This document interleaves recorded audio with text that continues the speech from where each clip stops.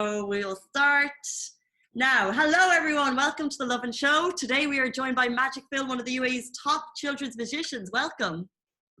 Hello, thanks for having me. Love the view. Not at all. Well, thank you very much here from the office. We're going to be learning some tricks from you later in the show, right? Can you give us a little bit of sneak peek of what you're going to teach us? Well, these are tricks with everyday objects that you can find around the house. Part of being a magician is being able to do magic just like that, pretty much. So these are things that everyone will have around the house, and things that you will be the talk of the party at the next family do, or even the next family Zoom quiz. I was going to say they're very popular. So we've kind of told our audience that if you're watching right now and you want to get prepared for the tricks, to bring a certain number of things. So we have our plastic bottle, our straw, scissors and pencil. Is that all we need to get going? That is all you need to get going. Is that what we're going to be learning? That's what you're going to be learning, yes. So to me, excited now. 100%. That looks like a TikTok Zoom trick, but that's actually magic. It is. I don't have a nice technical crew like you do. Well, I mean, I can't do these TikTok videos, but they do these like click and things go away. But it's great that we're going to be able to learn it without the TikTok doohickeys. That's right. And TikTok's, I've just started on TikTok as well, and it's great what you can do. And then I'm on and I'm doing a trick and an actual no camera tricks, and then everyone's commenting on it going, how do you do this effect?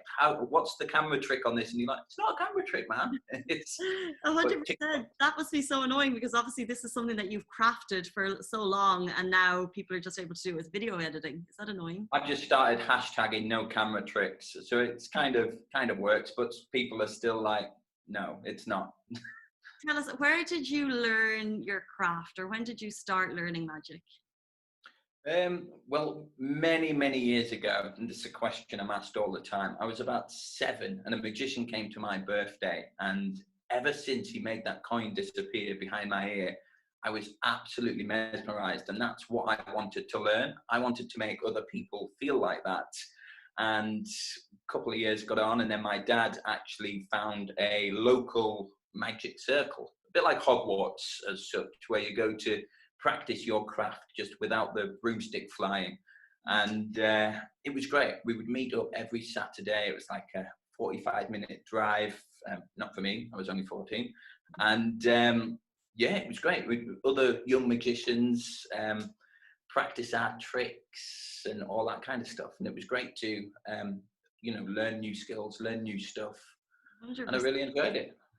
But fast forward to now, and I was just looking at your Instagram page, and obviously you're doing tricks here and there, but also it shows some of the really cool things you've done. Like you've been with His Highness Sheikh Hamdan, Crown Prince of Dubai. You have a photo with him, Jason Derulo. There's photos of you. Derulo. You just have to say it like that. Whenever you say his name, that's just how you have to say it. That's what I'm always thinking. But how has magic brought you to these kind of incredible places, meeting these incredible people? Good question. I came here all by accident, as I'm sure many expats did as well. I came on a 2-week holiday, and 8 years later, ta-da, I'm still here. And it's such a different craft as well that people find mesmerizing. They love watching magic. Then you've got 2 different kinds of people that love to learn how it's done, but then you got people that don't want to know. I mean, me being a magician, I know a lot of how these tricks are done. And when I go watch a show, I like not knowing. I like being fooled as a magician as well. Sure. And I don't want to, I'll have an idea, but I just don't want to know, because I don't want to ruin that magic, which is very rare to get a magician to feel. So it's got me, I'm very lucky with some of the, opportunities I've had out here. And the whole Jason Derulo, I don't know if you saw the video, but I actually had to eat one of his shoes.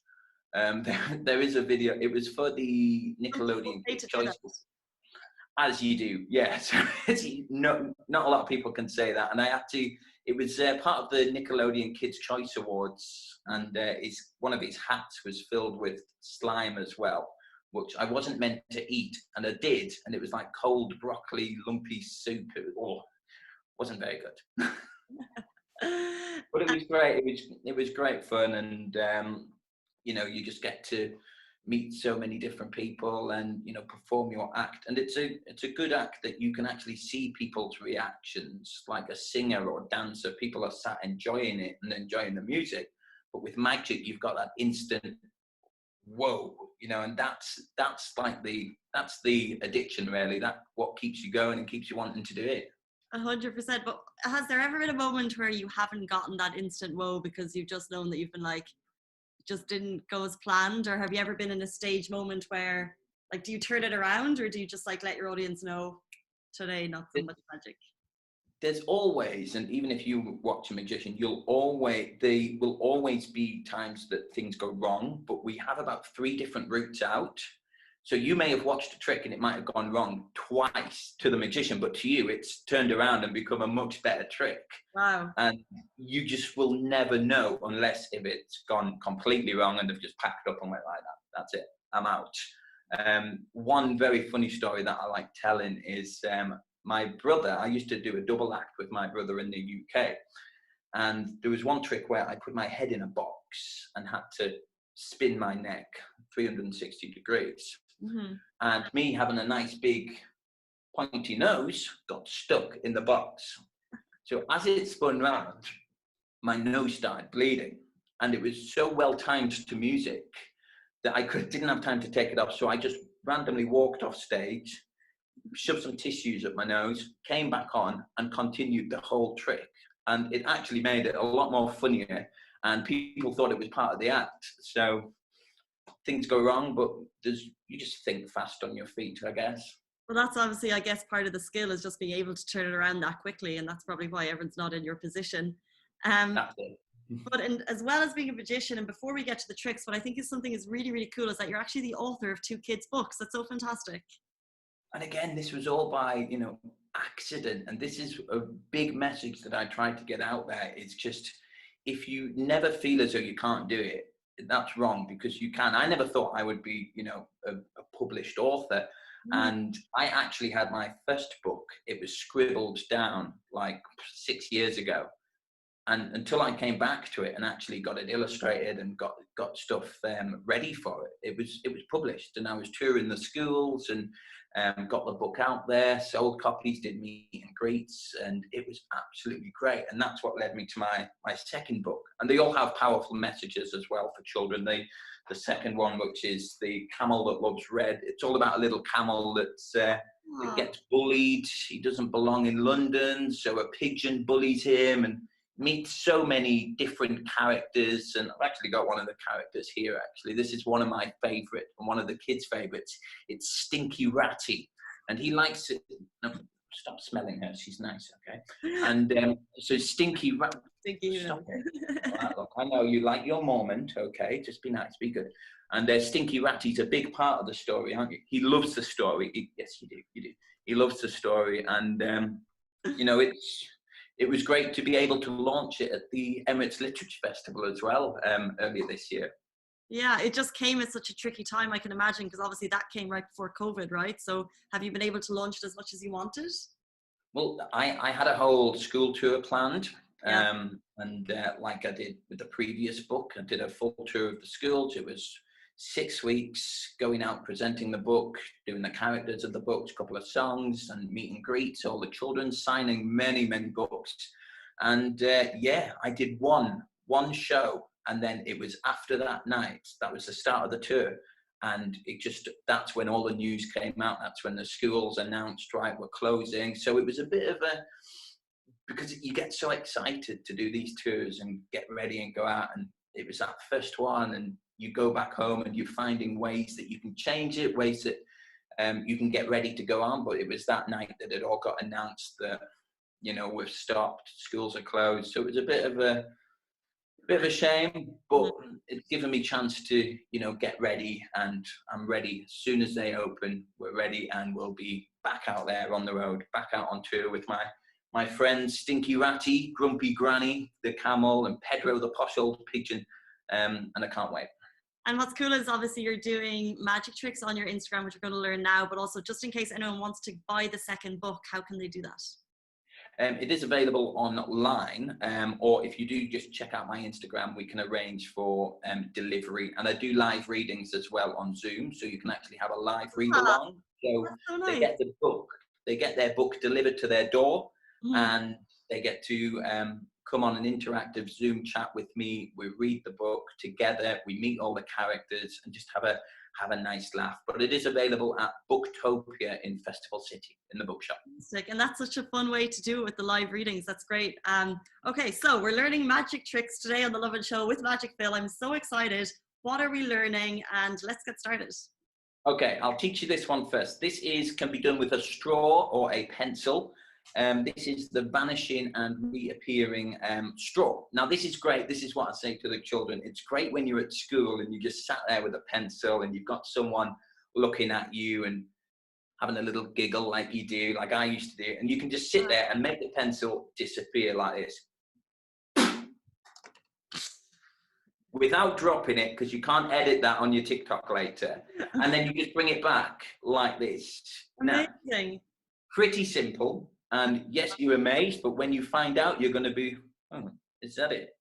So all you're doing is you holding it with, I like to call baby shark fingers. These are your baby shark fingers. Because whenever you sing that song, you use your fingers like this. I literally have no idea how you're going to do this.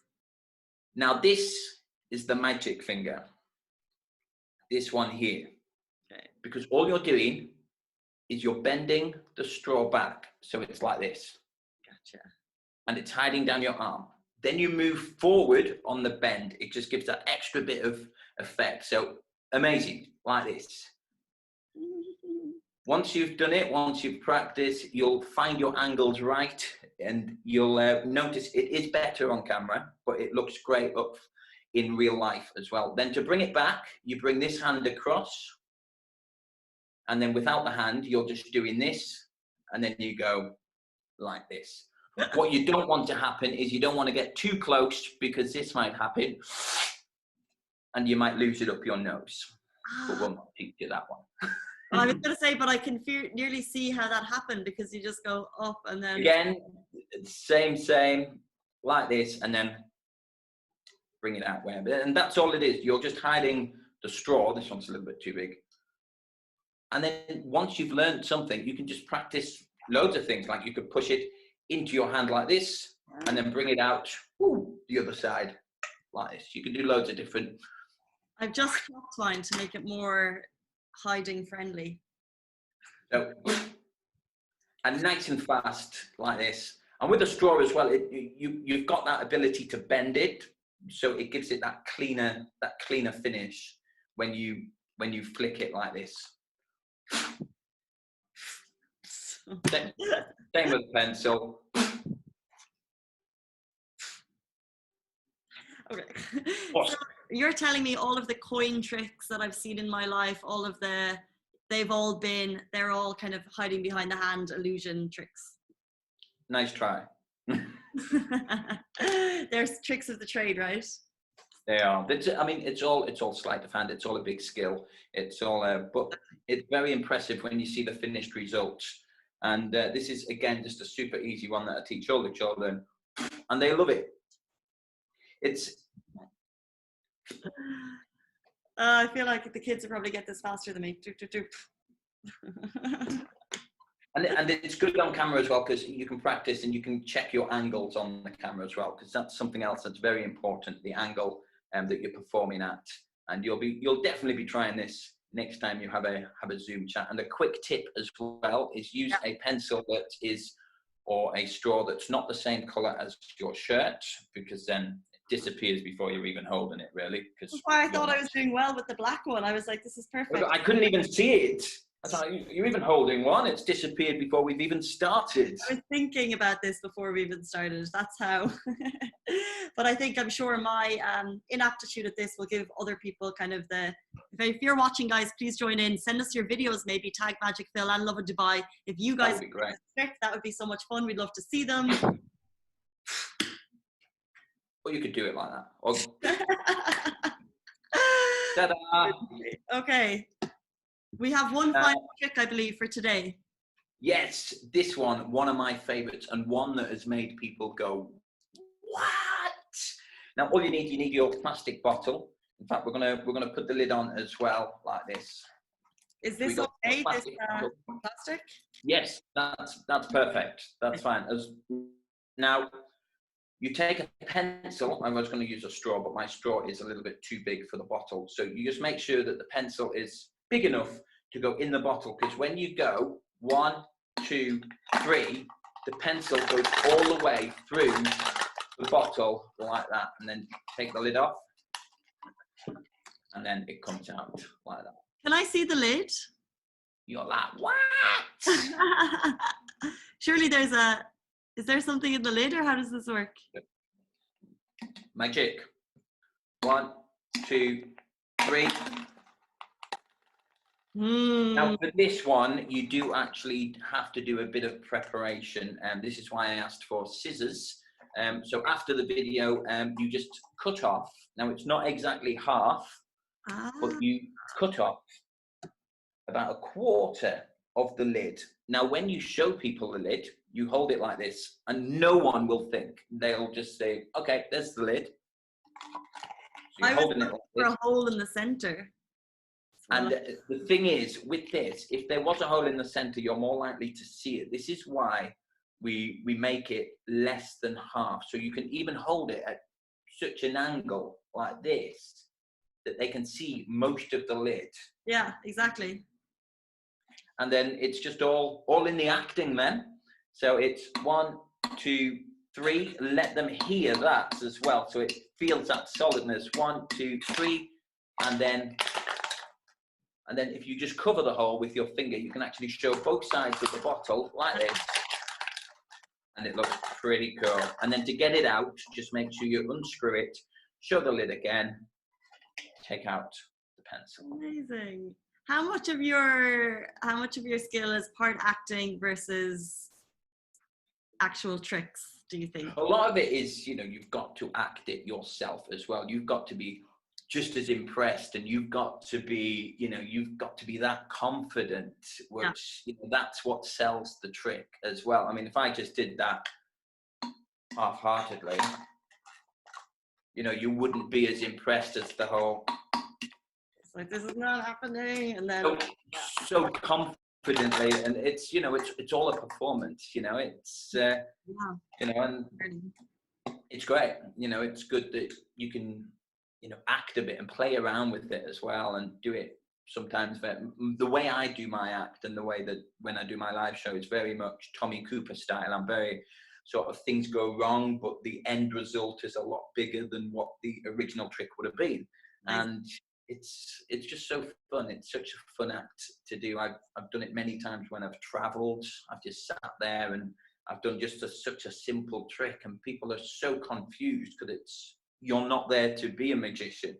You're just sat on a tour bus, and they don't expect that, and you're just like double taking you, and it's such great. You can really have some fun with the reactions.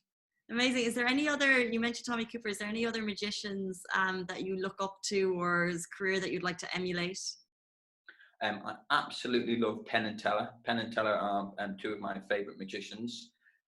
Tommy Cooper's the one I've kind of really looked up to and taken on as like kind of a mentor in his sort of style. And David Copperfield, love his big illusions. Went to see him in Vegas. That was magical in itself. And something like that, it would be great to be able to have like a residency like them guys. I mean, I did start again just before this COVID thing. I did get a residency at Family Fest Brunch at Caesar's Blue Waters, and incredible, these big, massive, famous magicians in Vegas at Caesar's Palace. And I've just been, the first magician to be able to perform a residency here, and then all this goes. So hopefully, fingers crossed, Family Fest starts up again and we're back out on stage. And 100%, like, times will come back. We're seeing the city opening, and I'm no doubt that like these hotels will be full again soon. But just, I wanted to ask, when you mentioned all those magicians, when you watch them, do you try and figure out their tricks, or do you... Tricks, bit of a tongue twister. You sound like Tweety Pie. I thought I told a putty cat to twits.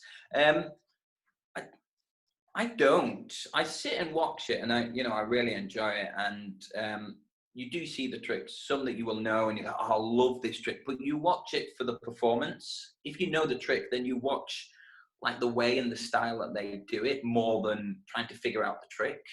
Whereas everyone in the audience would be like, "Whoa, what a great trick!" Whereas I would say, "What a great way to perform that trick." What a great routine. And Mrs. Magic, she actually was lucky enough to get on stage with David Copperfield. I was a little bit jealous because it was my birthday, but she actually was lucky enough to get on stage with David Copperfield and make a big car appear. I tried to video it, but one of his men came and told me to delete the video straight away because you're not allowed to video in the theatre and stuff. But she was so lucky, and she did a great job, and and it was great to experience that Vegas style show. Pardon? To be in the magic, in the illusion.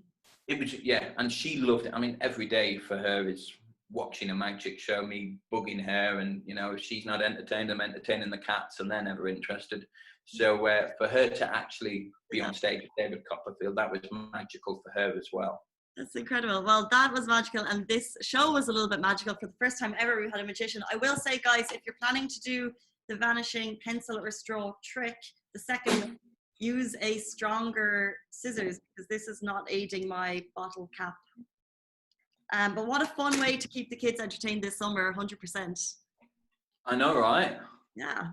But that is the Lovin Show. Thank you for joining us. Thanks for having me. Joining us from? Well, Dubai. Not far from you. Not far. We've got to go now. And now it's time to say goodbye. Okay. Yes. We've got to go. It's time to say goodbye. Stay if you want. Sniffing people. You like sniffing people. You're the stinky one. That's why they call you Stinky Ratty, isn't it? Well, we hope to bring you both maybe into the studio soon, guys. Is it the first time you've interviewed a rat? This is the first time we've had a rat on the Lovin Show. Oh, yes. You see, you are lucky, aren't you? It's a very special day for us. We're honoured.